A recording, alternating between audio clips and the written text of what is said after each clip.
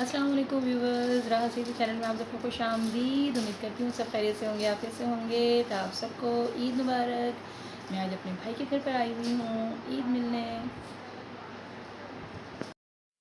تو ماشاءاللہ میری بھابھی صاحبہ نے جو ہے وہ شیر خورما اور سارا نمکو اور ہر چیز ہمارے لیے رکھی، اور اس کے بعد رات ہو گئی اور پھر ہمارے لیے ڈنر کا انتظام تھا۔ ہم سب بہن بھائی یہاں جمع تھے اور بہت اچھی ڈشز بنائی تھیں۔ قورمہ تھا، بریانی تھی اور بہت ہی زبردست قسم کا سیلیڈ، اور یہ کسٹرڈ جو ہے نا، یہ میری بھتیجی نے بنایا تھا۔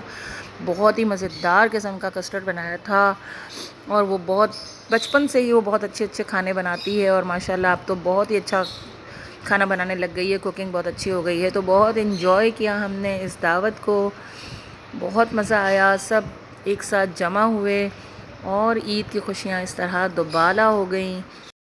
آپ کو میرا یہ چھوٹا سا ولاگ کیسا لگا ضرور بتائیے گا۔ اجازت چاہتی ہوں، اللہ حافظ۔